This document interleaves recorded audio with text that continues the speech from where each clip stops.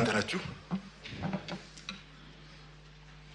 ይህ የኢትዮጵያ ፌዴራላዊ ዲሞክራሲያዊ ሪፐብሊክ ስድስተኛው የሕዝብ ተወካዮች ምክር ቤት አራተኛ ዓመት የሥራ ዘመን 21ኛ መደበኛ ስብሰባ ነው። በሕገ መንግስቱ አንቀጽ 58 ንዑስ አንቀጽ 1 እና በምክር ቤቱ የአሰራርና የአባላት ስነ ምግባር ደንብ አንቀጽ 22 ንዑስ አንቀጽ 2 መሰረት ከአባላት መካከል 348 የተገኙ ስለሆነ ምልዓተ ጉባኤ ተሟልቷል። ለዛሬው ዕለት የተያዘው አጀንዳ የኢትዮጵያ ፌዴራላዊ ዲሞክራሲያዊ ሪፐብሊክ ጠቅላይ ሚኒስትር ክቡር ዶክተር አብይ አህመድ የፌዴራል መንግስት የ2017 በጀት ዓመት የመጀመሪያ ግማሽ ዓመት የስራ አፈጻጸም ሪፖርት ላይ ከምክር ቤት አባላት ለሚቀርቡላቸው ጥያቄዎች በቃል የሚሰጡትን መልስና ማብራሪያ ማዳመጥ ነው። በዚህ መሰረት ለክቡር ጠቅላይ ሚኒስትር ጥያቄ ለማቅረብ ለተመዘገቡ የምክር ቤት አባላት እድል ሰጣለሁ። አንደኛ የተከበሩ ብርቄ ባህሩ።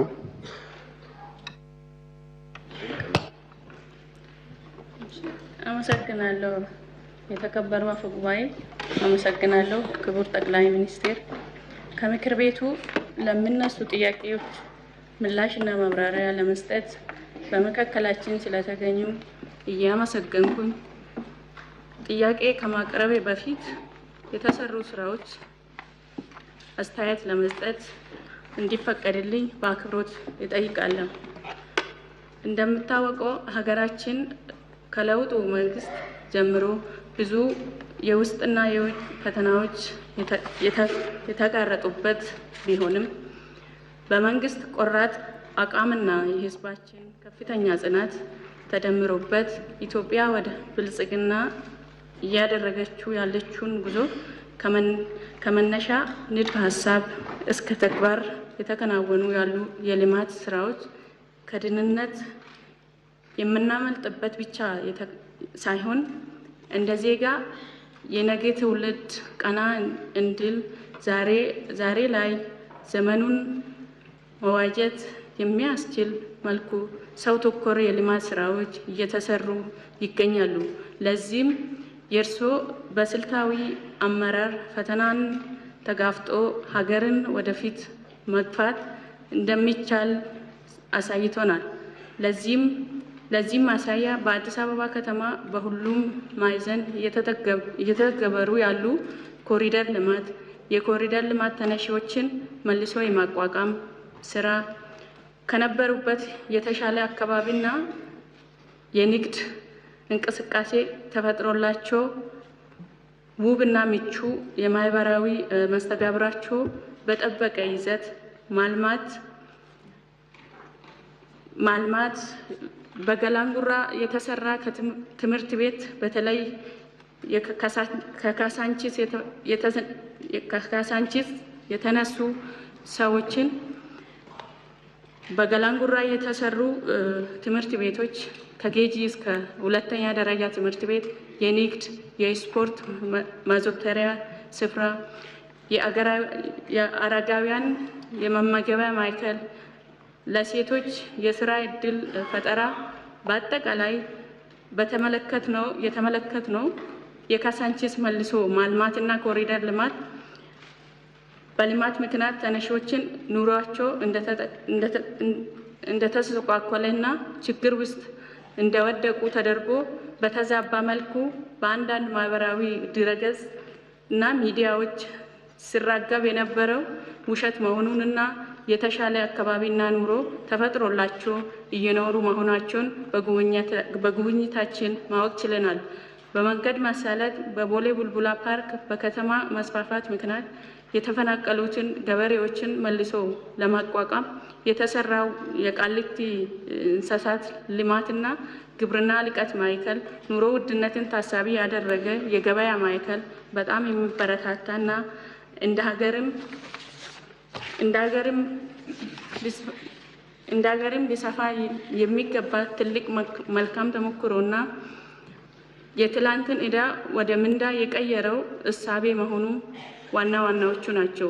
እንዲሁም ጠንካራ መንግስት ጠንካራ ተቋም ሲገነባ ነውና አዲስ ኢንተርናሽናል ኮንቬንሽን ሴንተር እና ስካይዊን ኢንዱስትሪ የሀገራችን ቴክኖሎጂና ኢኮኖሚ ለመገንባት ከፍተኛ ሚና ያላቸውና ሀገራችን ኢትዮጵያ የአፍሪካ የብልጽግና ተምሳሌትና እንደ ሀገርም ከመጪው ጊዜ ጋር ተወዳዳሪ እንድትሆን የተጀመረው ስራዎች ታሪክ የማይረሳና ዘመን ተሻጋሪ ትውልድ የሚኮራበት የሚችልና ጥሩ ተስፋ የሚያጭር መሆኑን ታይቷል። ይህን እንደ ሀገር መስፋት መቀጠልና ማጽናት የሁሉም ድርሻ መሆንም አለበት እያልኩ ለዚህም መሰረቱ ቁርጠኛና ፈተና የማይበገር መሪ ወሳኝ ነውና ለዚህም ከፍ ያለ ምስጋናዬን ለእርሶና የእርሶ ፈላግ ተከትሎ ሀገር ቀና ለማድረግ ደፋ ቀና ለሚሉትን አካል እያልኩ ይሁንልኝ እያልኩ ጥያቄን እንደሚከተለው አቀርባለሁ።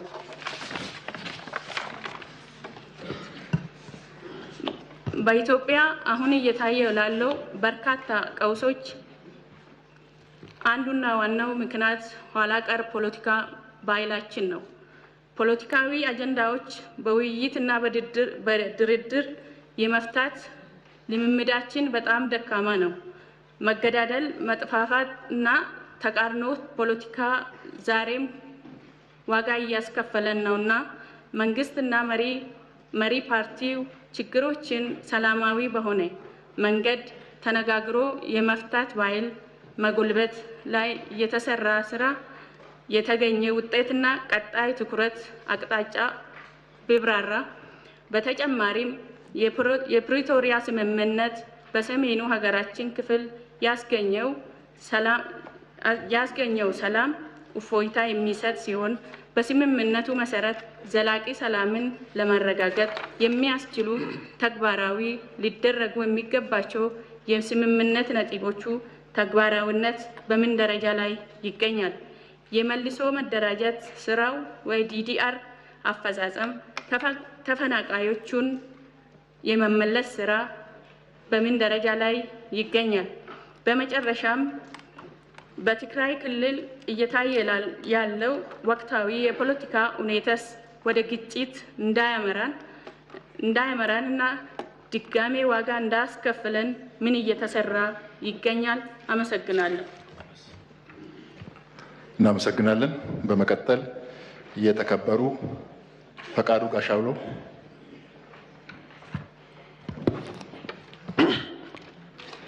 አመሰግናለሁ። የተከበሩ ዋና አፈ ጉባኤ፣ ክቡር ጠቅላይ ሚኒስትር፣ ከምክር ቤቱ አባላት ለሚነሱ ጥያቄዎች ምላሽና ማብራሪያ ለመስጠት መካከላችን ስለተገኙ እያመሰገንኩ ጥያቄን እንደሚከተለው አቀርባለሁ። በሕዝቡ ዘንድ የሚነሱትን የፍትህ ተደራሽነት ችግር እንዲሁም የመልካም አስተዳደር ችግሮችንና ብልሹ አሰራሮችን ለማረምና ለማስተካከል የተለያዩ የህግ ማዕቀፎችና ስራዎች ተዘጋጅተው ወደ ተግባር መገባቱ መልካም ጅምር ነው።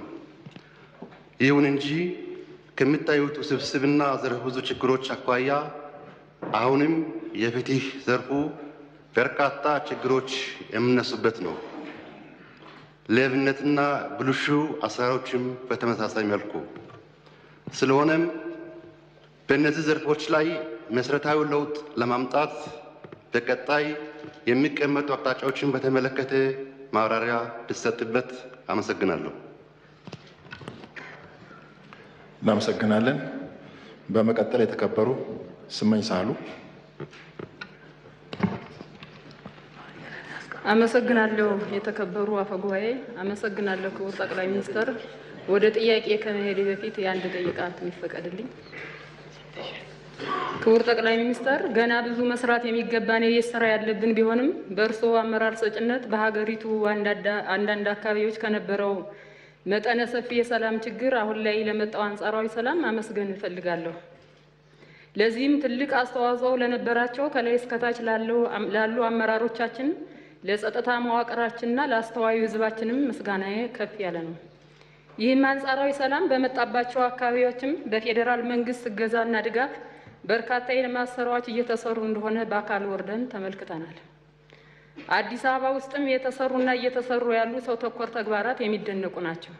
አማራ ክልልና ኦሮሚያ ክልልንም ስንመለከት ባለፉት 6 ወራት ውስጥ ሂደን የውክልና ስራ ባልሰራንባቸው አካባቢዎችም ጭምር የካቲት ወር ላይ በቂ ነው ባይባልም ህዝባችንን ማወያየት ተችሏል።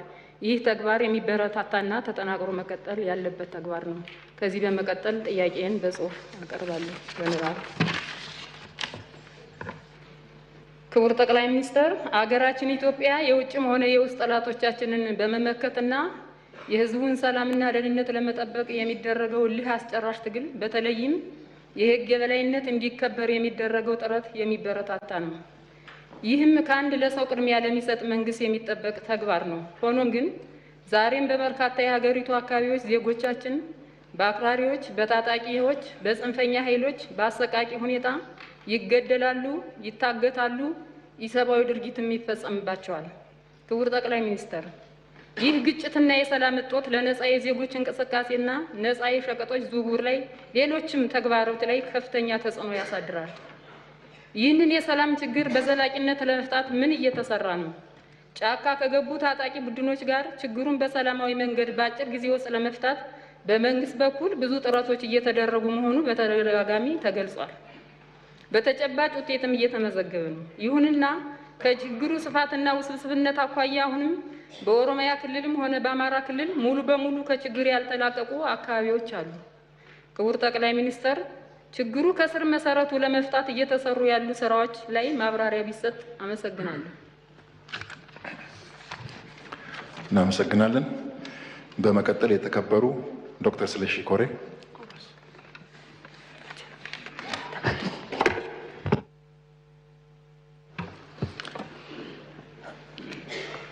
አመሰግናለሁ። የተከበሩ አፈ ጉባኤ፣ አመሰግናለሁ ክቡር ጠቅላይ ሚኒስትር ለምናነሳቸው ጥያቄዎች ምላሽና ማብራሪያ ለመስጠት በመካከላችን ስለተገኙ። በመጀመሪያ ቡና ለኢትዮጵያ ቀዳሚ ኤክስፖርት ምርት ሲሆን ለሀገሪቱ ኢኮኖሚ ከፍተኛ አስተዋጽኦ በማድረግ የበርካታ አነስተኛ አርሶ አደሮች ኑሮ መደገፉ ለሁላችንም ግልጽ ነው። ኢትዮጵያ በቡና ምርት ከአፍሪካ ቀዳሚ ስትሆን አረቢካ ቡና በዓለም በማቅረብ 5ኛ መሆኗ የቅርብ ጊዜ ነው።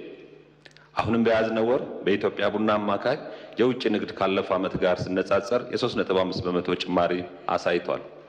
በዚህም የጌዶ አርሶ አደሮች ዘንድሮ በቡና ጥሩ ዋጋ በማግኘታቸው በጣም ተደስተው ለመንግስት የምስጋና መልእክት እንዳደርስ ስለጠየቁኝ ምስጋናን በታላቅ አክብሮት አቀርባለሁ። ክቡር ጠቅላይ ሚኒስትር፣ ለነዚህ ውድ አርሶ አደሮች ምን ማበረታቻ ሊደረግ ይገባል? በመቀጠል በዚህ ዓመት የማኑፋክቸሪንግ ዘርፍ የነበሩትን የግብዓት አቅርቦት ማነቆችን በመፍታት የተሻለ አቅም ለመፍጠር የተሰሩ ስራዎች አበረታች ናቸው። ነገር ግን አሁንም የማኑፋክቸሪንግ ዘርፍ የጥሬ ዕቃና ሌሎች የግብዓት አቅርቦት ችግር አለባቸው። መንግስት ይህን ችግር ለመፍታት የመንግስት ልማት ድርጅት የሆነውን የኢትዮጵያ ኢንዱስትሪ ግብዓት አቅራቢ ድርጅት ኤግልድ በማቋቋም ወደ ስራ ቢገባም ዘርፉ በቂ ካፒታል የሚፈልግ አበረታች የህግ ማዕቀፍ ያልተበጀለትና የዘርፉን ችግር ሊቀርፍ በሚችል መልኩ የተደራጀ ባለመሆኑ ምክንያት በሙሉ አቅሙ እየሰራ ባለመሆኑ የማኑፋክቸሪንግ ዘርፍ የግብዓት አቅርቦት በዘላቂነት መፍታት አልተቻለም። ክቡር ጠቅላይ ሚኒስትር፣ ይህ ዘርፍ ካለው ሀገራዊ ጠቀሜታ አንጻር ከፍተኛ ትኩረትና ድጋፍ የሚሻ መሆኑ እሙን ነው። የኢንዱስትሪ ግብዓት ችግር ለመቅረፍ እርሶም በተደጋጋሚ እንደሚያነሱት ችግሩን በአሰራር ለመፍታትና በቀጣይ እንደ ሀገር በዚህ ዘርፍ የተቀመጠውን ግብ ለማሳካት ምን ታስቧል? አመሰግናለሁ። እናመሰግናለን። በመቀጠል የተከበሩ ኩመሌ ቀዲሳ። ገለቶማ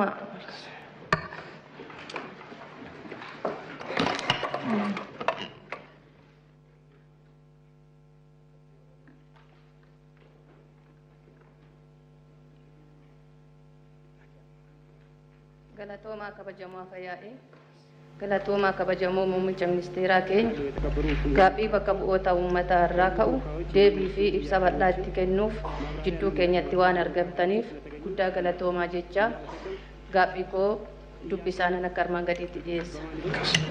Gabaasa hojii karoora raawwii dhaabbilee seektaroota mootummaa kan ji'a 6 darban kan yeroo ilaallu kan guddatee mul'atuu fi abdii namatti horu ta'uusaa ilaallee jirra. Raawwiin karoora kanaa waggoota 10 karoora tarsiimaa የ10 ዓመታት ስትራቴጂክ እቅድ ተብሎ የታቀደው በቀጣይነት እንዲቀጥል ኢንዲኬተሮቹ ወይም አመልካቾቹ ምን እንደሆኑ መብራሪያ ቢሰጡበት። ለምሳሌ የመካከለኛ እቅድ የውጭ ንግድ የ2016 $5.7 ቢሊዮን ነው። የ2017 $6.1 ቢሊዮን $1 ለማግኘት ታስቦ የስትራቴጂክ እቅድ የ2016 $4.8 ቢሊዮን እንዲሁም በ2017 ዓ.ም $5.12 ቢሊዮን እንደሚገኝ ይጠቅሳል። ይህ ደግሞ ሴክተሮች መካከለኛ እቅዳቸውን እንዳይመሩ ያደርጋል። የእነዚህ የመንግስት ሴክተሮችን ስትራቴጂክ ተቋማትን ለምን መመጣጠን ለምን አልተቻለም? ለምን እንደፈለጉ እቅዳቸውን እየቀነሱ ያቅዳሉ? እነኚህ ሴክተሮች ምን ያህል ስትራቴጂክ እቅዶች ይመራሉ? የታየ ነገር ካለ ይብራራልን። በስትራቴጂክ እቅድ የማይመሩ ከሆነ መንግስት የያዘውን የኢኮኖሚ ፕሮግራሞችን ቀን በቀን እየሰራ ያሉ ስራዎችን ለማሳካት እንችላለን ወይ? በአጠቃላይ የኢኮኖሚ አፈጻጸም የሚያሳየው በዋና ዋና አመልካቾች ወይም ኢንዲኬተርስ ሲታይ ምን ደረጃ ላይ ይገኛል? ይህንን ጥያቄ የሚያነሳ ኢኮኖሚያችን በእጥፍ እያደገ ቢሆንም የኑሮ ውድነት በእጥፍ እየጨመረ ስለሆነ ይሄ መጣጣሙ ምን አለው? በሌላ በኩል ደግሞ የንግድ እንቅስቃሴ በሀገር ደረጃ ገቢ መሰብሰብ ላይ የ6 ወር አፈጻጸም ተስፋ ሰጪ ቢሆንም ወደፊትም አበረታች ነው። ይሁን እንጂ የመንግስት ወጪ ከኛ ገቢ ጋር ስናነጻጽርና የመንግስትን ባጀት የታለመለት ዓላማ ጋር ለማዋል የ6 ወር ምን እንደሚመስል መብራሪያ ቢሰጥበት። አመሰግናለሁ።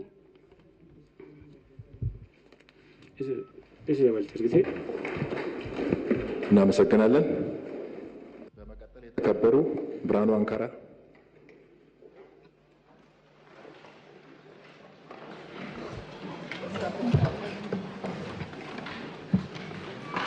አመሰግናለሁ። የተከበሩ አፈ ጉባኤ፣ እንዲሁም ክቡር ጠቅላይ ሚኒስትር ከምክር ቤቱ ለሚነሱ ጥያቄዎች ምላሽና ማብራሪያ ለመስጠት በመካከላችን ስለተገኙ ከፍ ያለ ምስጋና አቀርባለሁኝ።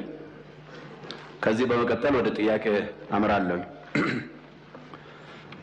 መንግስት የተሟላ የማክሮ ኢኮኖሚ ማሻሻያ በማድረጉ ምክንያት የሚከሰቱ ተጽዕኖዎችን ለመቀነስ የነዳጅ፣ የመድኃኒት፣ የምግብ ዘይት እንደዚሁም የአፈር ማዳበሪያ ድጎማ እያደረገ መሆኑ ይታወቃል። ባለፉት 6 ወራት ብቻ 72.41 ቢሊዮን ብር መንግስት ለነዳጅ ድጎማ አድርጓል። በተለይ በማዳበሪያ አቅርቦት ዙሪያ መንግስታችን እየወሰደ ያለው አበረታች እርምጃ መጠናከር ያለበትና ምስጋና የሚቸረው ነው ብዬ ለማስመር ፈልጋለሁ። አሁን ሀገራችን ካለችበት ነባራዊ ሁኔታ አንጻር ሲታይ ይህ እርምጃ ተጠናክሮ መቀጠል አለበት ብዬ አምናለሁ። ይህ በእንዲህ እንዳለ መንግስት በተለይ የተለያዩ ዓለም አቀፍ ጫናዎችን በመቋቋም በከፍተኛ ድጎማ የሚያቀርበው የነዳጅ ምርት ዋጋው በአሁኑ ጊዜ ገበያ ላይ በእጥፍ እየጨመረ ይገኛል። በተለይ በአንዳንድ የክልል ከተሞችና አካባቢዎች በህገወጥ መንገድ የዋጋ ተመንን በመተላለፍ በውድ ዋጋ እየተሸጠ ይገኛል የነዳጅ ምርት። ይህ ክስተት ደግሞ የኑሮ ውድነትን ከማባባስ ባለፈ በህብረተሰቡ ዘንድ የመልካም አስተዳደር ችግር እየሆነ መጥቷል። ይህም በህብረተሰቡ ዘንድ ከፍተኛ የማማረር ስሜት ማሳደሩን በተለያዩ መንገዶች ለመረዳት ችለናል። ስለዚህ ክቡር ጠቅላይ ሚኒስትር በየጊዜው ወይም በየወሩ እየጨመረ የሚሄደው የዚህ የነዳጅ ምርት ዋጋ ምክንያትና መንስኤው ምንድን ነው? ህገወጥነትን ለመከላከልና የነዳጅ ተደራሽነት ያለ እንግልት ለህብረተሰቡ እንዲደርስ ለማድረግ እንዲሁም ጠንካራ የቁጥጥር ስርዓት ተዘርግቶ ከመስራት አኳያ የሚስተዋሉ የአፈጻጸም ችግሮችን ለመቅረፍ መንግስት ምን እየሰራ ይገኛል? አመሰግናለሁ። እናመሰግናለን። በመቀጠል የተከበሩ የዝና ሙላት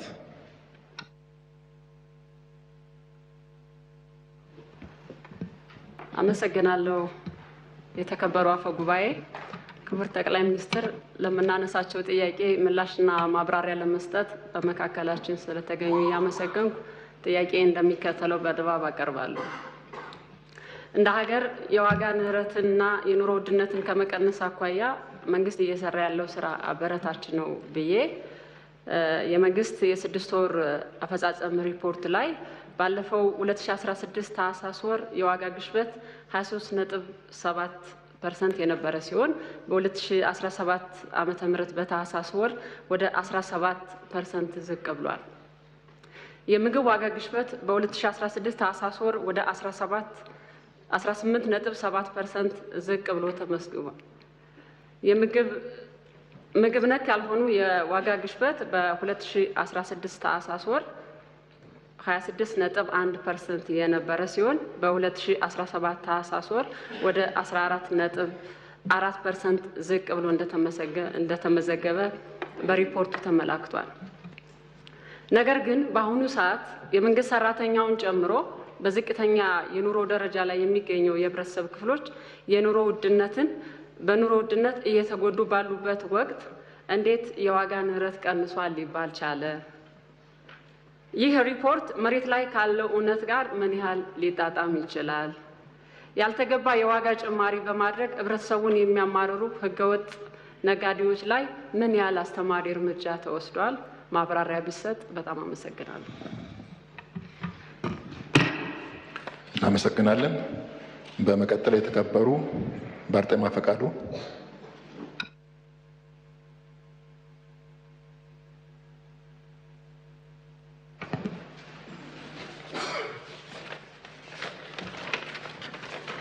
አመሰግናለሁ።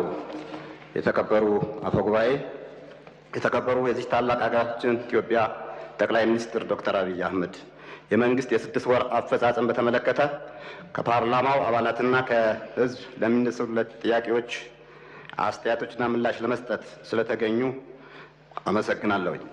የተከበሩ አፈጉባኤ፣ የተከበሩ ጠቅላይ ሚኒስትር፣ ሀገር በቀል ኢኮኖሚ ሲታሰብ በሁሉም ዘርፎች ርብርብና ትጋትና ቆራጥ አመራር ይጠይቃል።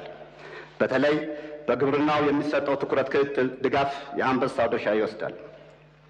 በዚህ ዘንድ መንግስትና ሚኒስቴር መስሪያ ቤቱ እየወሰደ ያለው እርምጃ አጠናክሮ መቀጠል ያለበት ሆኖ ይበል የሚያሰኝ ነው። በተለይ የጠቅላይ ሚኒስትሩ ኢኒሺዬቲቭ ውጤታማ ናቸው ብዬም መናገር እፈልጋለሁ። የግብርና ምርትና ምርታማነት ለማሳደግ የግብርና የምርምር ተቋማት ትልቅ ድርሻም አለው።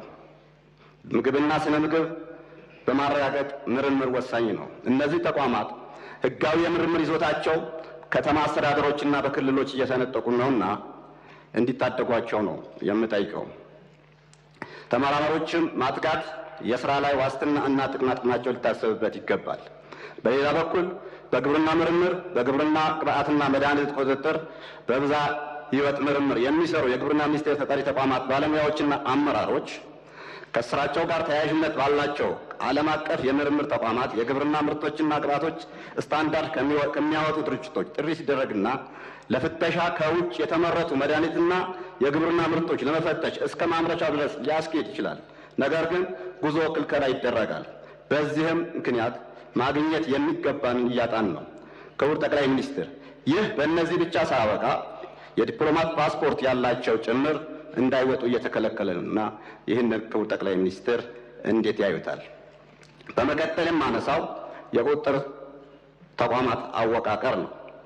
እነዚህ ሬጉላቶሪ የሆኑ መስሪያ ቤቶች በነጻነትና በተሰጣቸው ስልጣን መሰረት በሙሉ አቅማቸው እየሰሩ ነው የሚል እምነት የለኝም። ምክንያቱም የስልጣን ግጭት ስላለ ተጠሪነታቸው ለሚኒስትሮች ስለሆነ፣ ለምሳሌ ምግብና መድኃኒት ቁጥጥር ባለስልጣን ተጠሪነቱ ለጤና ጥበቃ ሚኒስቴር ነው። ሚኒስትሩ ሊቆጣጠር አይችልም። ምክንያቱም እዚህም የጥቅም ግጭት ስለሚፈጠር። የኢትዮጵያ ነዳጅ ቁጥጥር ባለስልጣን ተግባሩ በቁጣው እየሰራም አይደለም። ምክንያቱም በንግድና ቀጠናዊ ትስስር ሚኒስቴር ደፍሮ እየተቆጣጠረ ስላልሆነ። የነዳጅ ችግር የግብይት ችግር ነው። መንግስት የሚደጉመው በቢሊየን ነው። እጥረትም የለም። በግብይት ችግር እጥረት ይፈጠራል። ስለዚህ እነዚህ ሬጉላቶሪ ተቋማት ነፃ ሆነው በጠቅላይ ሚኒስትሩ ወይም የራሱ ሬጉላቶሪ ኦርጋናይዜሽን እንዲዋቀሩ ቢደረግ በጥናት ተደግፎ የሚል ጥያቄም አለኝ። ሲሰልስ የግብይት ስርዓታችን የሚመለከት ነው። የኢትዮጵያ ገበያ በሻጭና በገዥ ወይም በገበያ አይወሰንም። ወሳኙ ስርዓትና መርህ የሌለው ደላላ ነው። ምርት በየትኛውም ዘርፍ እጥረት የለም። የዋጋ ንረቱ እየቀነሰ ሳይሆን እየጨመረ ነው። የታክስ ስርዓቱ ግልጽ አይደለም። ታክስ ከፋዩ ላይ ጫና ይበዛል። በተለይ መካከለኛና አነስተኛ ነጋዴዎች ባልጠራ የታክስ ስርዓት ተጎጂ ናቸው። ከስራ እየወጡ ነው። ሊታሰብበት ይገባል። አምራች ኢንዱስትሪዎች፣ ጅምላ አከፋፋዮች ለሸጡት ሸቀጥ ተገቢ ደረሰኝ አይሰጡም። ሙሉ ደረሰኝ የሚጠይቃቸው ቸርቻሪ ዕቃ አይሰጡትም። አንዳንድ ከውጭ የገቡ ባለሀብቶች የሀገራቸው ታክስ ሕግ ጠንካራ ሆኖ ሳለ በእኛ ሀገር ታክስ ላይ ደባ ይፈጽማሉ። ታክስ አስከፋዩ የሚመለከተው ተቋም ጥቆማ ሳይኖረው ቀርቶ ሳይሆን በአግባቡ ከመጠየቅ ይልቅ አድበስብሶ በማለፍ ቸርቻሪ ላይ ክንዱ ያበረታል። ፍትሐዊ አይደለም። ግለሰባዊ ድርድሮች ያጠቁታል።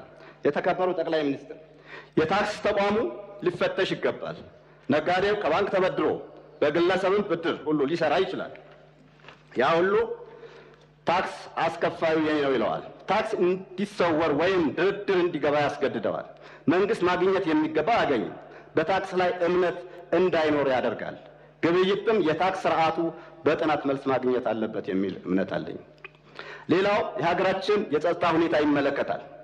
በአንጻራዊነት እየተሻሻለ እንደሆነ አምናለሁ። የተከበሩ ጠቅላይ ሚኒስትር፣ መቼም ስለ ጦርነት ለእርስዎ መንገር ለቀባሪ ማርዳት ነው። እርስዎም እንደሚሉት እኔም የማምንበት 2 ዓመት ከምንዋጋ 20 ዓመት ብንወያይ ይሻላል። ከቅርብ ጊዜ አንዳንድ አባሎቻችሁና አመራሮች ሀገራችን ፍጹም ሰላም ናት ብለው ይናገራሉ። አንዳንዶቹ ጦርነት ድሮም ነበረ፣ አሁን ከመቼም ይሻላል ይላሉ። ህዝብ ለማሞኘት ይጥራሉ። እውነታው መከላከያ ጦርነት ላይ ነው። እረፍት የለውም። መሆን ያለበት እየሆነ ያለው መካድ ሳይሆን ለሰላም ቆራጥ በመሆን ህዝብና መንግስት የሚተማመንበት የጸጥታና የፍትህ ተቋም በመፍጠር የሀገራችን የግዛት አንድነት፣ የዜጎች ሰላምና ደህንነት ማረጋገጥ የተሻለ ይሆናል። በሰሜን ሀገራችን ክፍል ሰላም ከጠፋ ከራርሟል። በአማራ በገጠር ወረዳዎች ትምህርት የለም።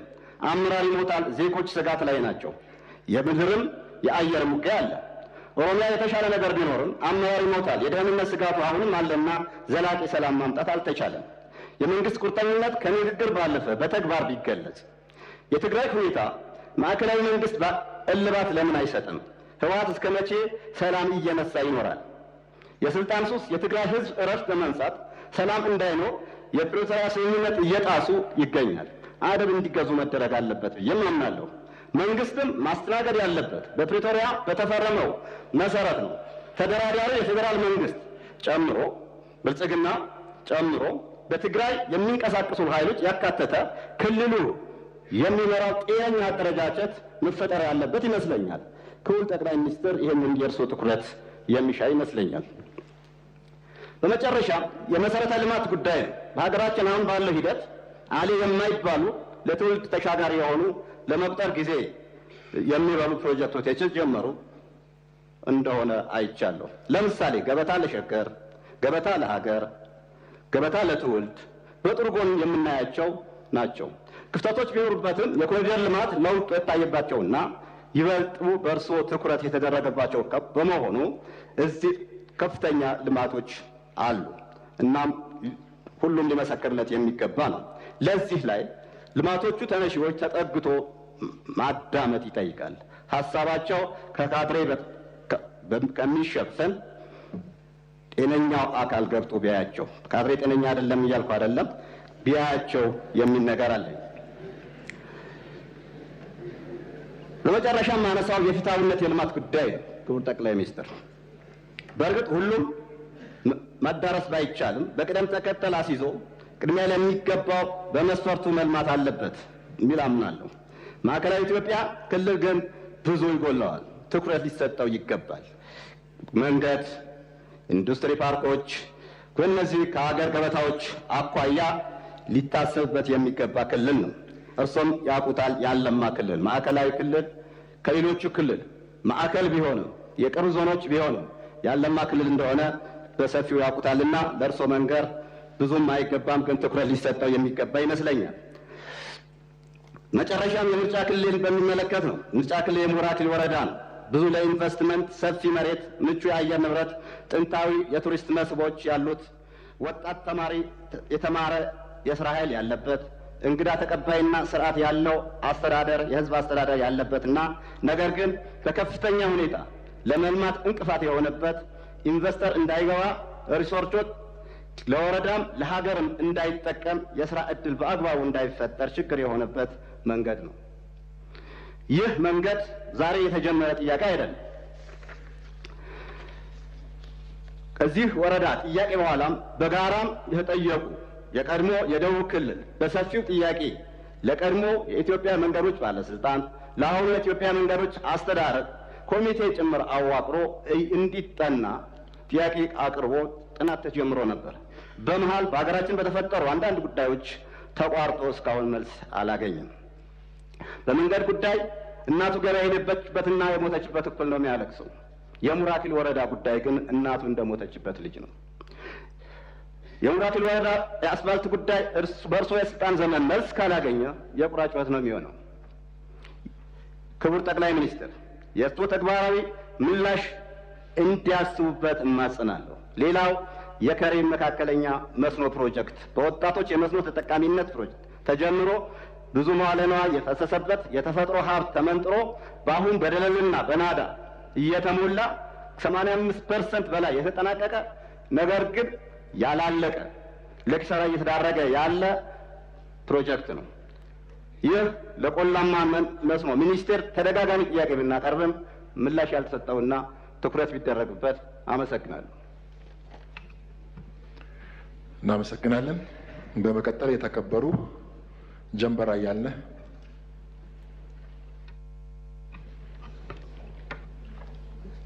አመሰግናለሁ። የተከበሩ አፈ ጉባኤ፣ አመሰግናለሁ። ክቡር ጠቅላይ ሚኒስትር፣ ከምክር ቤቱ ለሚነሱ ጥያቄዎች ምላሽና ማብራሪያ ለመስጠት በመካከላችን ስለተገኙ እያመሰገንኩ ጥያቄም በሚከተለው መንገድ አቀርባለሁ።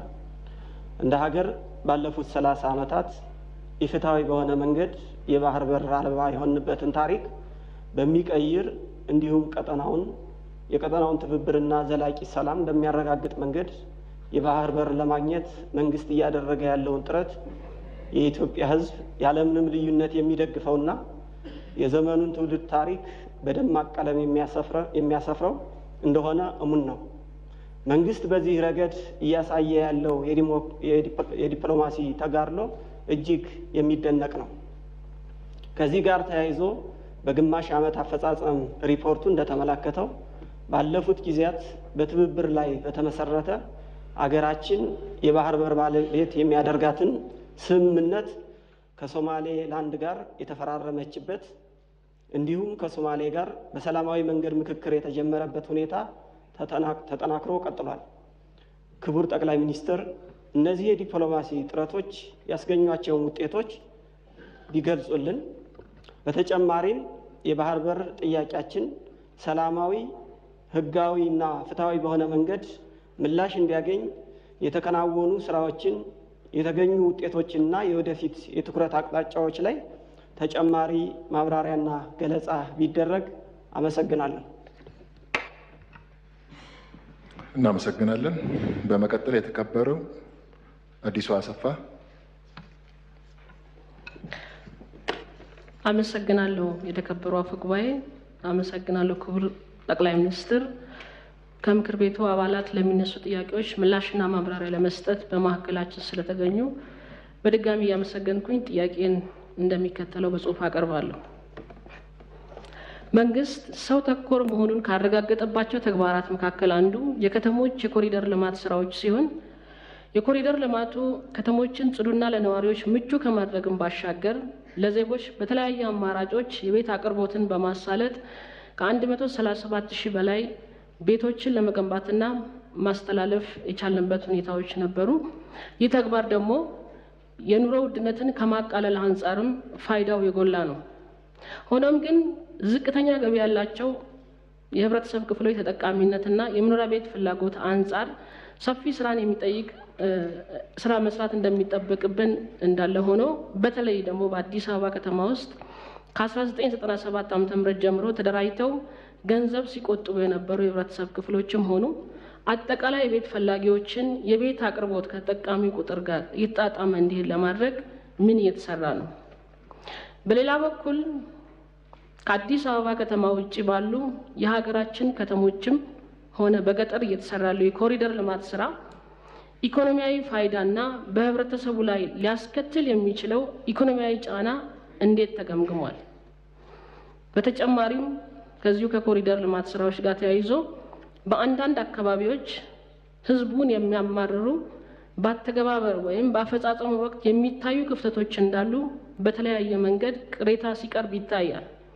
በመሆኑም ክቡር ጠቅላይ ሚኒስትር መንግስት የኮሪደር ልማት ስራዎችን መሰረት አድርገው የሚነሱ የመልካም አስተዳደር ችግሮችንና ብልሹ አሰራሮችን ለመቅረፍ እንዲሁም አፋጣኝ የመፍትሄ እርምጃዎችን ለመውሰድ ምን እየሰራ ይገኛል? ማብራሪያ ቢሰጥበት። አመሰግናለሁ። እናመሰግናለን። በመቀጠል የተከበሩ መሰረት ማዶሌ።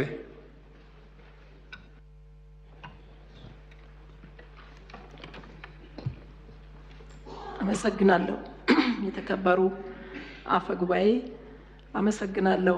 ክቡር ጠቅላይ ሚኒስትር ከምክር ቤቱ ለሚነሱ ጥያቄዎች ምላሽና ማብራሪያ ለመስጠት በመካከላችን ስለተገኙ ያመሰገንኩ ጥያቄን እንደሚከተለው አቀርባለሁ።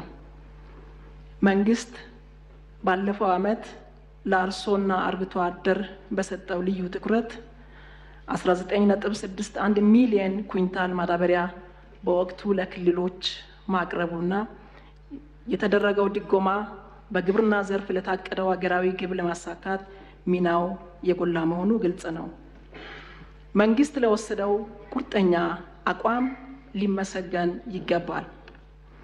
ሆኖም ግን በሪፖርቱ እንደሚያሳየው በዚህ በጀት ዓመት 24.05 ሚሊዮን ኩንታል የአፈር ማዳበሪያ ለመግዛት ታቅዶ ውለታ የተገባው 13.4 ሚሊዮን ኩንታል ወይም የእቅዱን 55.7% ሲሆን ወደ ሀገር ውስጥ መጓጓዝ የቻለው 2.06 ሚሊዮን ኩንታል ብቻ መሆኑ በቀጣይ የመዘግየት ችግር እንዳያጋጥምና ለሚነሳው ስጋት የተቀመጠ አቅጣጫ ካለ በብራራ።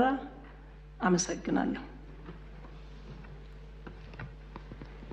እሺ፣ እናመሰግናለን። በመቀጠል የተከበሩ አጉደባን። አመሰግናለሁ።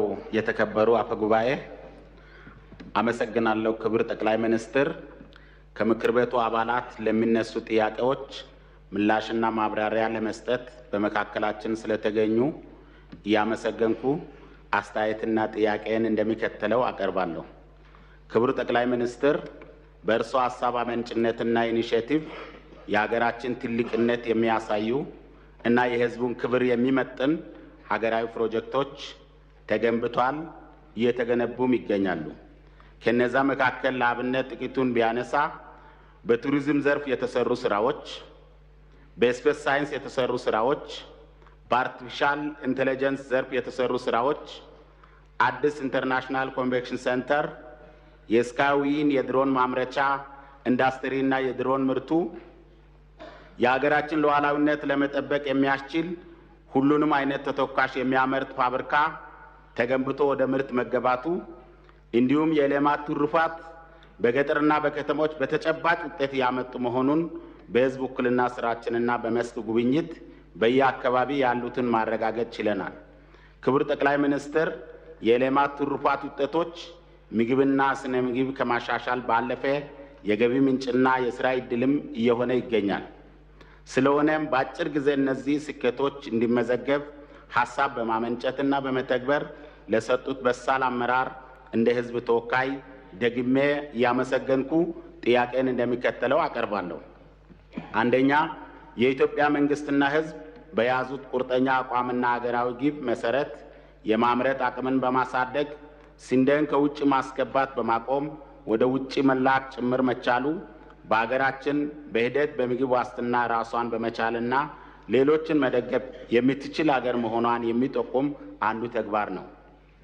ይህንን ለማሳካት ሰፋፊ እርሻዎችና አነስተኛ የአርሶ አደርና አርብቶ አደር ይዞታዎችን በክላስተር በማረስና በግብርና ሜካናይዜሽን በመጠቀም ዘመናዊ ግብርናን ተግባራዊ ማድረግ የተቻለበት ነው።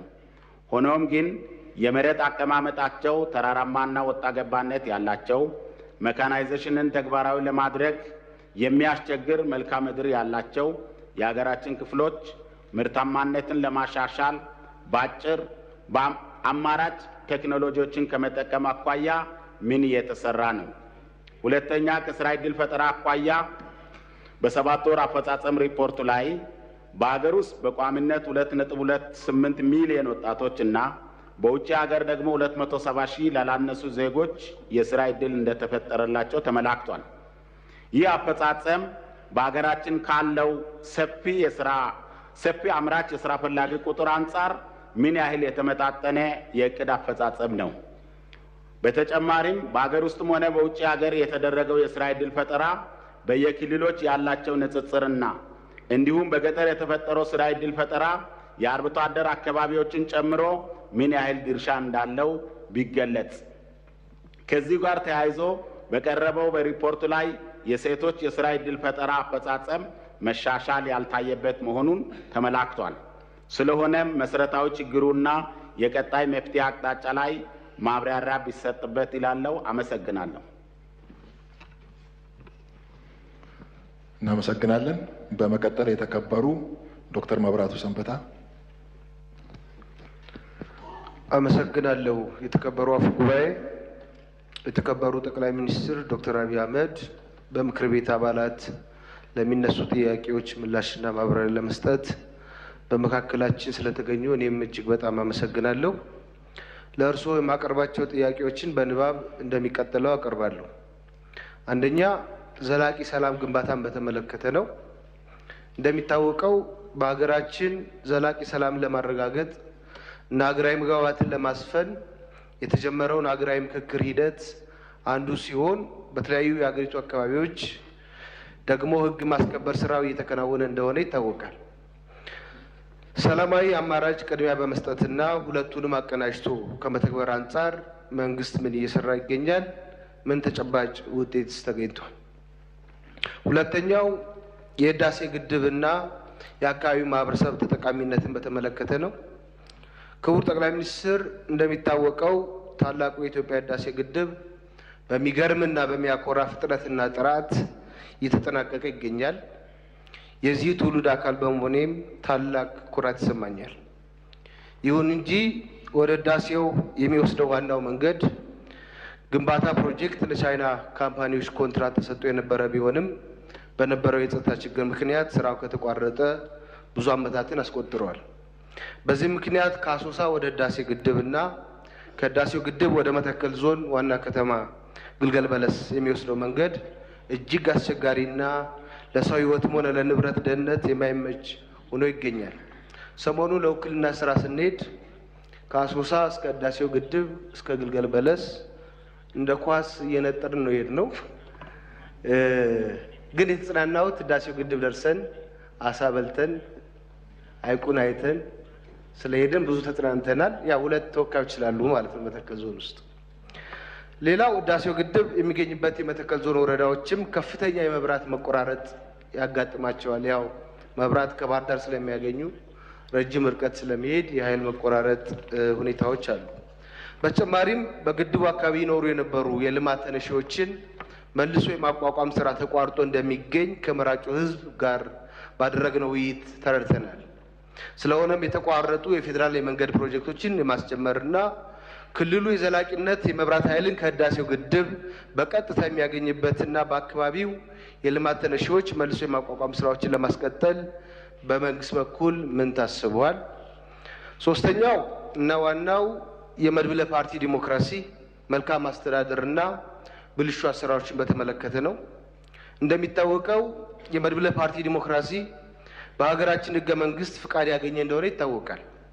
ይሁን እንጂ በቤንሻንጉል ጉሙዝ ክልል የሚንቀሳቀሰው የቦሮ ዲሞክራሲያዊ ፓርቲ የክልል ተመራጭ የሆኑ 3 አባላት በቅርቡ ከየካቲት 11 2017 ዓ.ም በክልል ምክር ቤት የጸደቀው ስርዓቱን ያልተከተለ የክልሉ ህገ መንግስት ማሻሻያ የሀገሪቱን መንግስት አንቀጽ ህገ መንግስት አንቀጽ 103 ቁጥር 5 ስለሚቃረን የፌዴሬሽን ምክር ቤትና የምርጫ ቦርድን ስልጣንና ተግባር የሚጋፋ እንዲሁም የህዝቦችን ፍትሃዊ ውክልና የሚጻረር በመሆኑ በህዝብ ተወካይ የሆኑ የፓርቲያችን አመራሮች ለኢፌድሪ የህገ መንግስት ጉዳዮች አጣሪ ጉባኤ አቤቱታ በማቅረባቸው በክልሉ መንግስት ከፍተኛ አመራሮች እስራት፣ ዛቻና ማስፈራራት ደርሶባቸዋል።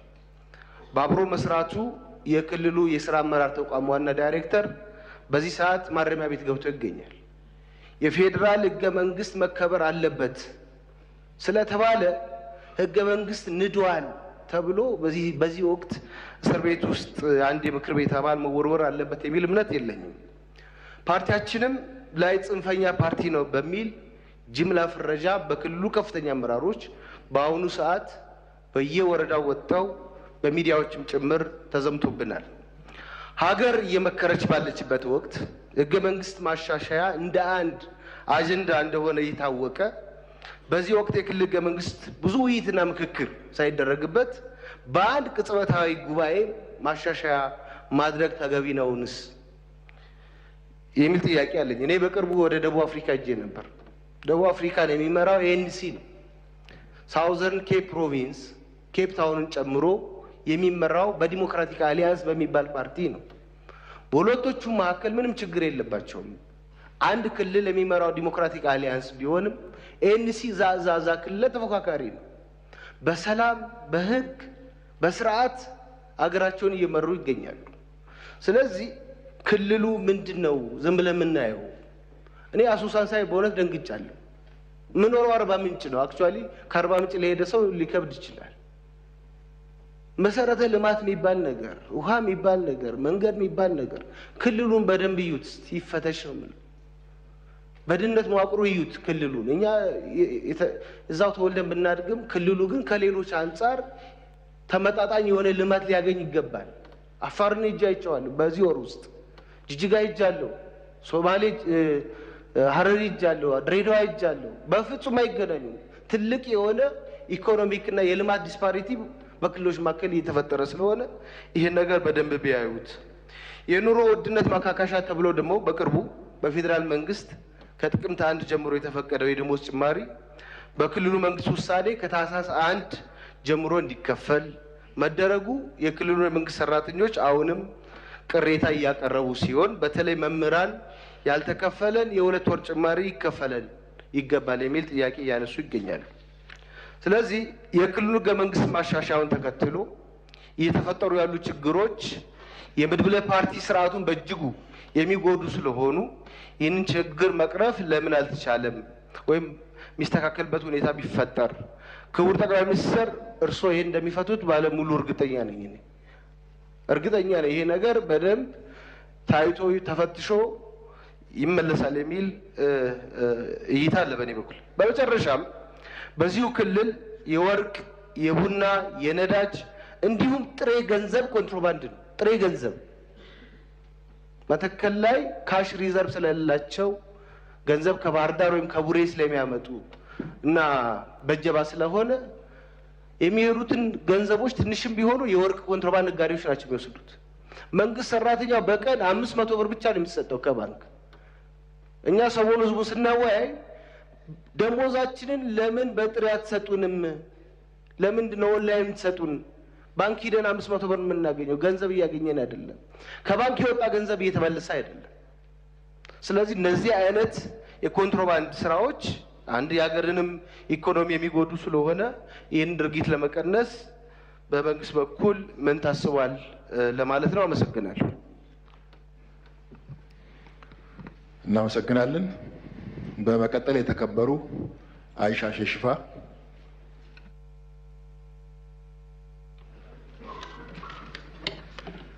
አመሰግናለሁ። የተከበሩ አፈ ጉባኤ፣ አመሰግናለሁ። ክቡር ጠቅላይ ሚኒስትር፣ ከምክር ቤቱ ለሚነሱ ጥያቄዎች ምላሽና ማብራሪያ ለመስጠት በመካከላችን ስለተገኙ እያመሰገንኩኝ ጥያቄን እንደሚከተለው አቀርባለሁ። እንደ ሀገራችን በዚህ አጭር ጊዜ ውስጥ በእርሶ ተጀምሮ የተጠናቀቁ ብዙ ትላልቅ ፕሮጀክቶች ለሀገር ግንባታ ለትውልድ ተሻጋሪ የሆኑ ፕሮጀክቶችን በተቀመጠለት ጊዜ የመጨረስ ባህል እንድንለማመድ አድርገውናል። ትልቅ ክብርና ምስጋና ይገባዎታል።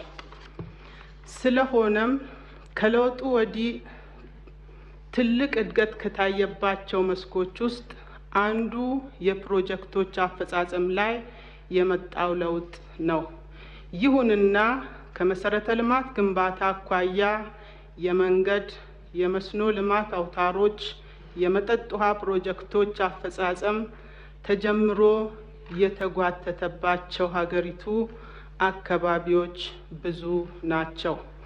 እነዚህን በፌዴራል መንግስት በኩል ተጀምሮ የተጓተቱ ፕሮጀክቶችን ፈጥኖ ለማጠናቀቅ ለአገልግሎት እንዲውል ለማድረግ የተያዙ ሀገራዊ እቅዶች ላይ ማብራሪያ ቢቀርብ አመሰግናለሁ። እናመሰግናለን። በመቀጠል የተከበሩ የሺህ ሀሳብ ጸጋው።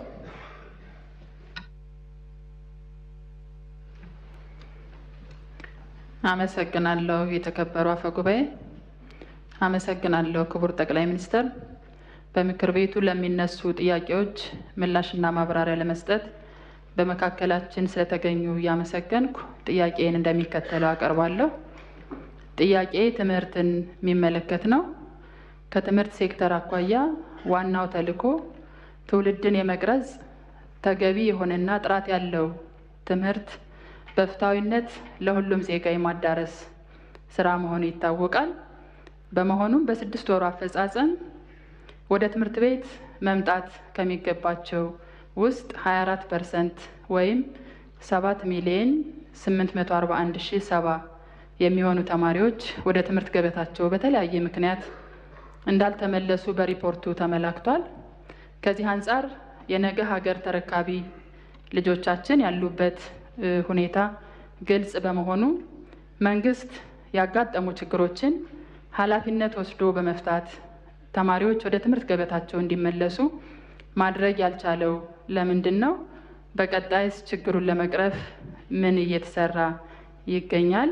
ማብራሪያ ይስጡበት። ሌላው በቀዳማዊት ጽሕፈት ቤት እና በገበታ ለሀገር ፕሮጀክቶች እንደ ሀገር በጣም በርካታ ስራዎች እይታችንንም የቀየሩ ስራዎች እየተሰሩ እንደሆነ ሁላችንም እንረዳለን፣ እንገነዘባለን። በእርግጥ በተለያዩ ሀገሪቱ ክፍሎች በርካታ የቱሪስት መዳረሻዎች አሉ። በርካታ የሕዝባችን ፍላጎትና መሻትም ያለ በመሆኑ ሁሉም አካባቢዎች ላይ ጥያቄዎች አሉ፣ ያልተዳረሱበት አካባቢዎች አሉ። ከኔ ምርጫ ክልልም አኳያ የብሔረሰብ አስተዳደር ዳንግላ ምርጫ ክልል ነው። በርካታ የቱሪስት መዳረሻዎች አሉ፣ በጣም ብዙ ስራ የሚሰራባቸው ለምሳሌ ዘንገና ሐይቅ፣ ትስኪ ፏፏቴ፣ ጥርባ ሐይቅ እና ሌሎችም ይገኙበታል።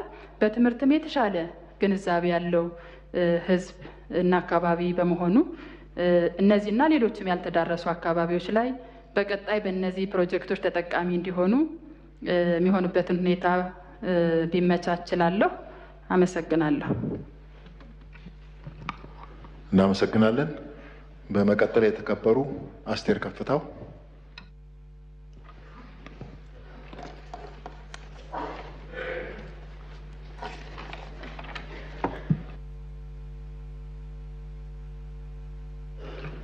አመሰግናለሁ።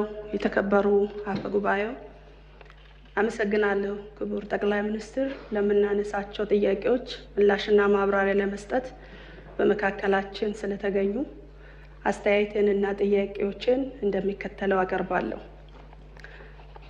በሀገራችን የቱሪዝም መዳረሻዎችን ከማስፋት አንጻር ከለውጡ በኋላ በለውጡ መንግስታችንና በእርሶ ተነሳሽነት የገበታ ለሀገር ፕሮጀክት፣ ገበታ ትውልድ፣ ገበታ ሸገር እንዲሁም የኮሪደር ልማት ሌሎችም ነባር የሆኑ የቱሪዝም መዳረሻዎችን መልሶ በማሳመር ለተለያዩ አካላት ከሀገር ውስጥም ከሀገር ውጭ ለሚመጡት ክፍት በማድረግ በዚህ ዘርፍ ላይ ከፍተኛ የሆነ ለውጥን በማምጣት መነቃቃት በመፈጠሩ ትልቅ አድናቆት አለኝ። በመሆኑም በተለያየ መንገድ የልማት ተጠቃሚ ሳይሆኑ የቆዩ አካባቢዎችን ታች ድረስ በመውረድ በተደጋጋሚ በማየትና በመጎብኘት ዞናችንም ልማት ተጠቃሚ እንድትሆን ላበረከቱ አስተዋጽኦ በወከለኝ በዳውሮ ሕዝብ ስም ትልቅ ምስጋናዬን ላቀርብ እፈልጋለሁ። ጥያቄ ከጤና ጋር በተያያዘ ነው። ከጤና ዘርፍ አኳያ በተለይም የተለያዩ ወረርሽኞችን ቀድሞ መከላከል ከማድረግ አንጻር የተሰራው ስራ እንዲሁም የመጣ ውጤትና ያጋጠሙ ችግሮች በሪፖርት ላይ በቂ ማብራሪያ አልተቀመጠም። በመሆኑም የጤና ተቋማት ከፌዴራል ሚኒስቴር መስሪያ ቤት ጀምሮ በተዋረድ ባሉ ተቋማት ለሚከሰቱ ወረርሽኞች በቂ የሆነ ዝግጅትና ቅድመ መከላከል ስራዎችን እየሰሩ ነው ማለት ይቻላል ወይ? ከመድኃኒትና የሕክምና ግብዓት አቅርቦትና አገልግሎት አሰጣጥ በተመለከተ በተደጋጋሚ በጤናው ዘርፍ ከሚነሱ ጥያቄዎች መካከል በመሆናቸው ችግሮችን በዘላቂነት ለመፍታት ምን እየተሰራ ይገኛል? በተጨማሪም በሀገራችን በሰው ሰራሽና በተፈጥሮ አደጋዎች ምክንያት ከተለያዩ አካባቢዎች የተፈናቀሉ ዜጎች መልሶ ከማቋቋምና በዘላቂነት ከመደገፍ አንጻር እንደ ሀገር ያለው አፈጻጸም ቢገለጽ። አመሰግናለሁ። እናመሰግናለን። በመቀጠል የተከበሩ ዶክተር ደሳለኝ ጫኔ። አመሰግናለሁ። የተከበሩ አፈ ጉባኤ፣ ክቡር ጠቅላይ ሚኒስትሩንም ለጊዜያቸው ማመስገን እፈልጋለሁ። ጥያቄን እንደሚከተለው በንባብ አቀርባለሁ። ሀገራችን ዛሬ ያጋጠሟት ውስብስብ ችግሮች፣ ተግዳሮቶችና ስጋቶች ፖለቲካ ወለድ ሲሆኑ መፍትሄያቸውም ፖለቲካዊ እንጂ የጠመንጃ አፈሙዝ ሊሆን አይገባም። በድህነት አዙሪት ውስጥ የኖረች ሀገር ባለፉት 7 የብልጽግና አገዛዝ ዓመታት ደግሞ በእንቅርት ላይ ጆሮ ደግፍ እንዲሉ ለከፋ የጸጥታና የደህንነት ቀውስ አዙሪት ሳይክል ኦፍ ሴኩሪቲ ክራይሲስ እንዲሁም ማባሪያ የሌላቸው አውዳሚ የእርስ በርስ ጦርነቶች ውስጥ አስገብቷታል። ኢህአዴግ አምባገነናዊ ልማታዊ አገዛዝ ነበር። ወደ ብልጽግና ያደረገው መለወጥ ወይም ሜታሞርፎሲስ ደግሞ የሙሉ ጊዜ ጦረኛና እልቂት ጠማቂ አገዛዝ እንዲሆን አድርጎታል። በመደማመጥና ሰጥቶ መቀበል መርህ ላይ ተመስርተን አገራዊ ልዩነቶችን በማጥበብ ሁሉን አካታች ወደሆነ ማህበረሰባዊ መግባባትና ፖለቲካዊ ስምምነት ወይም ፖለቲካል ሴትልመንት ከማምራት ይልቅ ብልጽግና ፓርቲ በሚከተለው ጠቅላይ አገዛዝ ወይም ቶታሊታሪያን ሊደርሺፕ ምክንያት ሰላም ከራቀን ከራረም። ባለፉት 6 ዓመታት በኦሮሚያ፣ በትግራይ፣ አማራና አፋር ዛሬም ድረስ ደግሞ በአማራና በኦሮሚያ ክልሎች በቀጠለው ጦርነት የደሃ አርሶ አደርና ከተሜው ልጆች በሁሉም በኩል እንደ ቅጠል እየረገፉ ነው። ማቆሚያ በታጣላቸው የእርስ በርስ ጦርነቶች በትሪሊየን የሚቆጠር የሀገር ሀብት ንብረት እየወደመ እንደሆነ የጠቅላይ ሚኒስትሩ የኢኮኖሚ አማካሪ ቡድን በሰራው ኢኮኖሚ ዋይድ ኢስቲሜሽን ኦፍ ዘ ኖርዘርን ኢትዮጵያን ዋር ዳሜጅ የሚል ጥናት በአንድ ዓለም አቀፍ ኮንፈረንስ ላይ ቀርቦ የሰሜን ኢትዮጵያ የጦርነት ያደረሰው ጉዳት ግምቱ 32 ቢሊዮን ዶላር እንደሚጠጋ ተተምኗል። እንዲሁም የዓለም ባንክ በ2022 ኢትዮጵያ ዳሜጅ ኤንድ ኒድስ አሰስመንት ብሎ ባወጣው ሪፖርትም በሰሜን ኢትዮጵያ ጦርነት የደረሰው ጉዳት ግምት 28 ቢሊዮን ዶላር ያደርሰዋል። አማካይ ግምቱ 30 ቢሊዮን ዶላር ነው ማለት ነው። ባለፉት 6 ዓመታት እስከ ዛሬ ድረስ ደግሞ በአማራ፣ በኦሮሚያ፣ በቤንሻንጉል ጉሙዝ፣ በደቡብ፣ ጋምቤላ፣ አፋርና ሶማሌ ክልሎች እየተካሄዱ ያሉ ጦርነቶችና የእርስ በርስ ግጭቶች የጉዳት ግምት ከሰሜኑ ጦርነት ጋር እኩል አድርገን 30 ቢሊዮን ዶላር ምሁራዊ ግምት ብንወስድ ጠቅላላ ግምቱ ወደ 60 ቢሊዮን ዶላር ወይም በሰሞኑ የባንክ ምንዛሬ በ130 ብር ሲሰላ 7.8 ትሪሊየን ብር ገደማ ነው። በዘንድሮ በጀት ልክ ቢሰላ ደግሞ በቀጣይ 8 ዓመታት የሀገራችን በጀት የሚሆን ሀብትና ንብረት በጦርነቶችና ግጭቶች አውድመን እንዲሁም በሚሊዮን የሚቆጠሩ ወጣቶችን ጭድ አድርገን ዛሬም የጦርነት ነጋሪት እየጎሰምን ቀጥለናል። የዚህ የእርስ በርስ መጠፋፋት ጉዞ ውጤትም የተባበሩት መንግስታት የልማት ፕሮግራም ባወጣው የ2024 ግሎባል መልታይ ዳይሜንሽናል ፖቨርቲ ኢንዴክስ ፖቨርቲ አሚድ ኮንፍሊክት ሪፖርት እንዳመላከተው 72 በመቶ ወይም 86 ሚሊዮን ኢትዮጵያውያን በድህነት እንደሚኖሩ ይፋ አድርጓል። የውጭ ምንዛሬ ለውጡንና የኮሪደር ስራ ተያይዞ መኖሪያና የንግድ ቤታቸው የፈረሰባቸው በመቶ ሺዎች የሚቆጠሩ ችግር ላይ የወደቁ ዜጎችም አሉ። ከቅርብ ጊዜ ወዲህ ደግሞ እንኳን ከኑሮ መሰረታቸው የተነቀሉት ይቅርና ስራ ሰርተው በላባቸው የሚኖሩ ኢትዮጵያውያን ጭምር የኑሮ ውድነቱን መቋቋምና ልጆቻቸውን ማሳደግ ተስኗቸዋል። በዚህ የድህነት ምጣኔና የኑሮ ውድነት ላይ የተጨመረው የጦርነት አዙሪት ለሀገራችን ከፍተኛ ብሔራዊ የደህንነት አደጋ አዝሏል የሚል ስጋት አለኝ።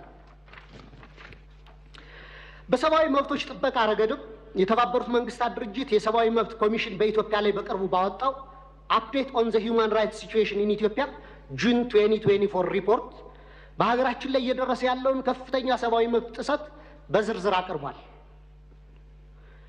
ሪፖርቱ እንደ ሀገር የማያወላዳ ትኩረትና አፋጣኝ እርምጃ እንድንወስድ የሚሹትን የተንሰራፉና ስልታዊ የሰብአዊ መብት ረገጣዎች የደረሱበትን አሳሳቢ ሁኔታ ያሳያል። በሪፖርቱ የተካተቱ ጉዳዮች ልብ የሚሰብሩና በጣም አሳሳቢ ናቸው። ለምሳሌ በፈረንጆቹ 23 ብቻ በተፈጸሙ 594 የመብት ጥሰቶች በትንሹ 8253 ተጎጂዎች ተመዝግበዋል። ከነዚህ ውስጥ 1106 ሲቪሊያኖች በአማራ ክልል፣ 366 ሲቪሊያኖች በኦሮሚያ ክልል ተገድለዋል። በ5 ወራት ብቻ ከ250 በላይ ሰላማዊ ሰዎች በድሮን ተገድለዋል። ከላይ ለማሳያ በሪፖርቱ የተካተተው የተጎጁ ሲቪሎች ቁጥር ሲሆን አክቹዋሊ የተጎጂዎች ቁጥር ግን ከዚህም የሚበልጥ ነው። እነዚህ የተንሰራፉ የመብት ረገጣዎችና ከህግ ውጭ ግድያዎች በፈረንጆቹ 2024-25 ዓመተ ምህረት ተባብሰው ቀጥለዋል።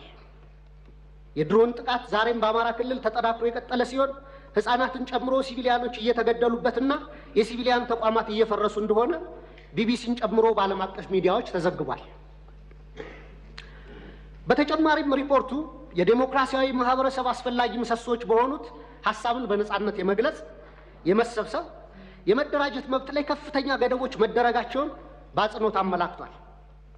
ጋዜጠኞች፣ አክቲቪስቶች እና ሰላማዊ ዜጎች እውነትን የመናገር መብታቸውን በመጠቀም ተጠያቂነት እንዲሰፍን በመጠየቃቸው ብቻ ማስፈራራት፣ እንግልት፣ ስደት፣ እስራት እና አለፍ ሲልም እገታና አስገድዶ መሰወር ይደርስባቸዋል ይላል ሪፖርቱ። ለምሳሌ ያለመከሰስ መብት ያላቸው አማራ የሆኑ የፌዴራልና የክልል ህዝብ እንደራሴዎች የሆኑት አቶ ክርስቲያን ታደለ፣ አቶ ዮሐንስ ጓያለው፣ ዶክተር ካሳ ተሻገር ያለመከሰስ መብት ሳይነሳ ተይዘው ለ20 ወራት ታስረው ይገኛሉ። የተቃዋሚ ፓርቲ አመራሮች የሆኑት የአብን ስራ አስፈጻሚ ኮሚቴ አባል ዶክተር ቴዎድሮስ ኃይለማርያም፣ የኢዜማ የቀድሞ ሊቀመንበር ዶክተር ጫኔ ከበደም ከታሰሩ 2 ዓመት ሊሞላቸው ነው።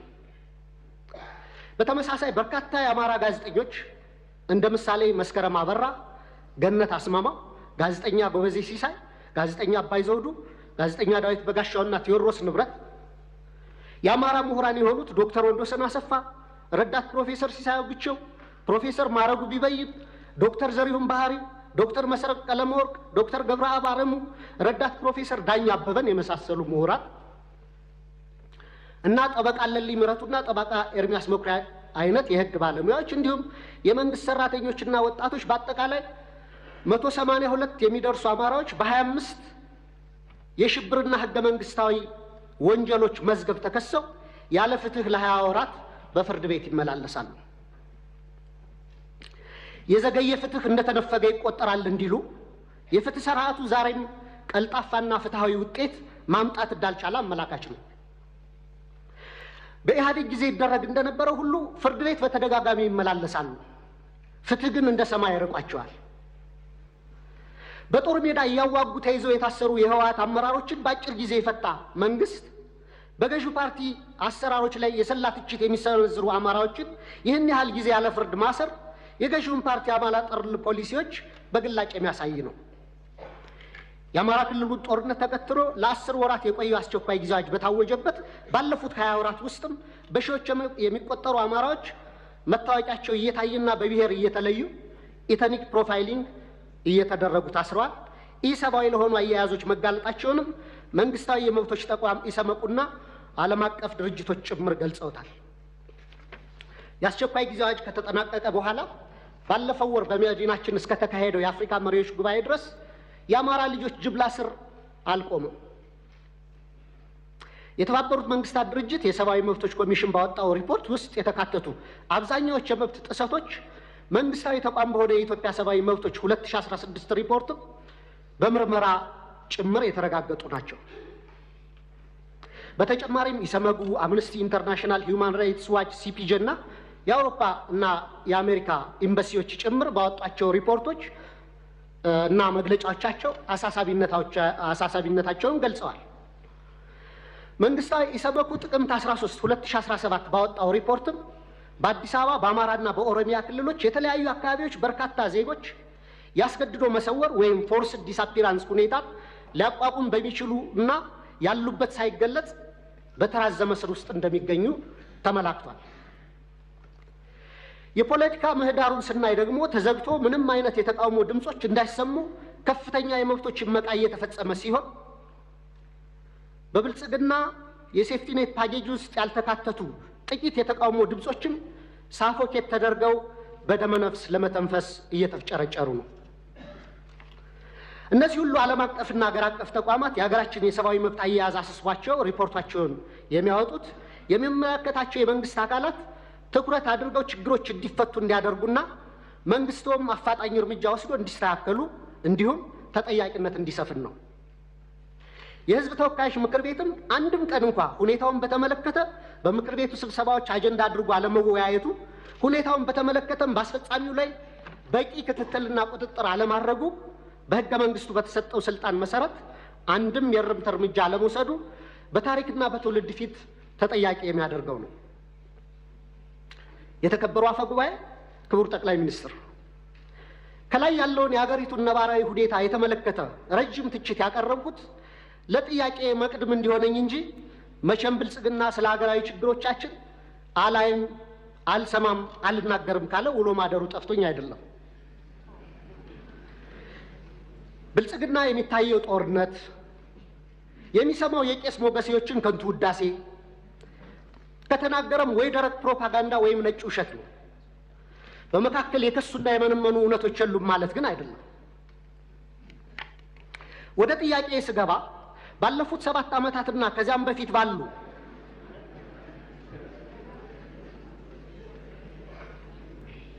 አስርት ዓመታት በኢትዮጵያ ውስጥ በተለይም በአማራ፣ በኦሮሚያ፣ በአፋር፣ በትግራይ፣ በደቡብ፣ በቤንሻንጉል ጉሙዝ፣ በጋምቤላና በሌሎችም አካባቢዎች ለተፈጸሙ ሰፊ የሰብአዊ መብት ጥሰቶች ግሮስ ሂውማን ራይትስ ቫዮሌሽንስ፣ በሰብአዊነት ላይ ለተፈጸሙ ወንጀሎች ክራይም አጌንስት ሂውማኒቲ፣ የጦር ወንጀሎች እንዲሁም የዘር ማሳሳትና የዘር ማጥፋት ወንጀሎች መፈጸማቸውን መንግስቱ እውቅና የማይሰጠውና ኃላፊነት የማይወስደው እንዲሁም ገለልተኛ ዓለም አቀፍ ምርመራዎች እንዲካሄድ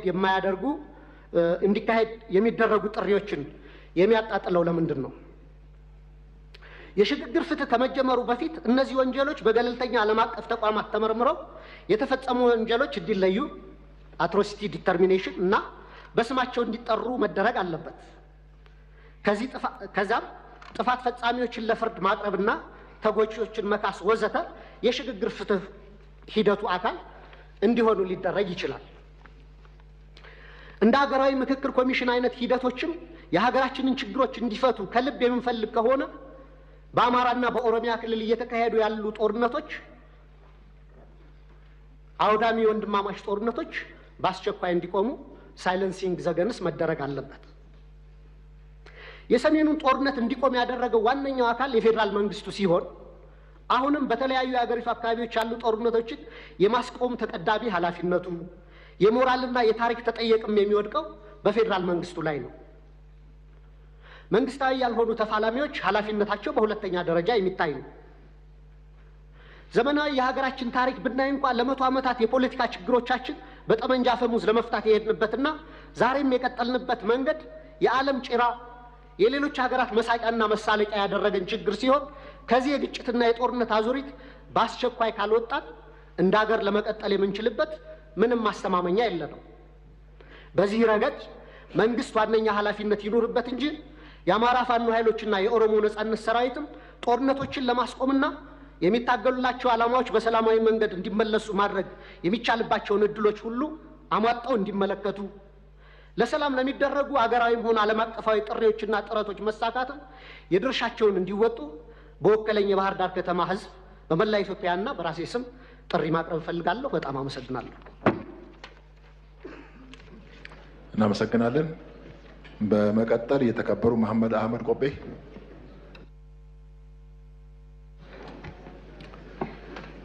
አመሰግናለሁ። የተከበሩ አፈ ጉባኤ፣ አመሰግናለሁ። ክቡር ጠቅላይ ሚኒስትር፣ ክቡርነቶ ከምክር ቤቱ አባላት ለሚነሱ ጥያቄዎች ምላሽና ማብራሪያ ለመስጠት በመካከላችን በመገኘቶ እያመሰገንኩ ጥያቄን እንደሚከተለው አቀርባለሁ። በክቡርነቶ አርቆ አሳቢነትና የበላይ አመራርነት በሀገራችን የተጀመረው የብልጽግና ጉዞ እንቅፋቶችን እየናደ ድል በድል እያስመዘገበ የሀገራችንን ሁለንተናዊ ገጽታ ደረጃ በደረጃ እየቀየረ የፈነጠቀው የተስፋ ጎህ ይበልጥ እየደመቀ ተስፋችን እየጎመራ መምጣቱን ከሚያመላክቱ ታላላቅ የልማት ስራዎቻችን አንዱ የህዳሴ ግድብ ስኬታማ አፈጻጸም እንደሆነ ይታወቃል። የታላቁ የህዳሴ ግድብ ፕሮጀክት ለመጪው ትውልድ የሚተላለፍ ትውልድ ተሻጋሪ ፕሮጀክት ከመሆኑም ባሻገር የኢትዮጵያ ሕዝብ በላቡና በደሙ እየገነባው ያለ ብሔራዊ መግባባትን የሚያጠናክር የትብብርና የአንድነት ምሰሶ ነው። በአንድነታችን ውስጥ ያለ ጥንካሬያችን ምስጢር ገላጭ ነው። የአይበገሬነታችንም ምልክት ነው። ይህ የታላቁ ህዳሴ ግድብ ግንባታ መሰረት ከተጣለበት ጊዜ ጀምሮ በርካታ መሰናክሎች የገጠሙን ቢሆንም በለውጡ መንግስት አመራር ሰጪነት አሁን ለፍሬ እየበቃ መሆኑ እሙን ነው። ክቡር ጠቅላይ ሚኒስትር፣ የህዳሴውን ግድብ ግንባታ ሙሉ በሙሉ አጠናቀን ሪቫን ለመቁረጥ ምን ያህል ርቀት ይቀረናል? መቼም በእርሶ አመራር ያላየነው ነገር የለም። ብዙ ስኬታማ ስራዎች እየተሰሩ፣ የማይታሰቡ ስራዎች እየተከናወኑ፣ አገራችን ከጊዜ ወደ ጊዜ እየደመቀች ሰላሟንም ደረጃ በደረጃ እያረጋገጠ መጣለች እና ከዚህ አንጻር እንዳው ሌላስ እንደዚህ ያለ ታላቅ ፕሮጀክት የብልጽግናችን ሞተር የአፍሪካ ኩራት የሆነ አዲስ ስራ ለመጀመር ምን ታስቧል? አርቆ አሳቢ ነዎትና ሌላም ብዙ ነገር በእርሶ አመራር እንደምናገኝ የኢትዮጵያ ሕዝብ ይጠባበቃል። አሁንም እያየ ነው። በተስፋ ከእርሶ ጋር ነው። ከህዳሴ ግድቡ አንጻር አሁን በዓለማችን እየተፈጠሩ ያሉ ተለዋዋጭ ነባራዊ ሁኔታዎች የግንባታ ሂደቱን ከማጠናቀቅና በግድቡ ዙሪያ እየተካሄዱ ያሉ ንግግሮችን ከመቋጨት አኳያ እንዴት ይታያሉ? በዚህ ሂደት ውስጥ የኢትዮጵያ ሕዝብ የተለመደውን ሁለንተናዊ ድጋፍ አጠናክሮ እንዲቀጥል የሚያስተላልፉት መልእክት ካለም በዚህ አጋጣሚ ቢገለጽ እላለሁ። አመሰግናለሁ። እናመሰግናለን። የተከበራችሁ ምክር ቤት አባላት ላነሳችሁት ጥያቄና አስተያየት፣ ከዚህ በመቀጠል በተነሱ ጥያቄዎች፣ አስተያየቶች ላይ ምላሻቸውንና ማብራሪያ እንዲያቀርቡ ለክቡር ጠቅላይ ሚኒስትር እድል እንሰጣለን።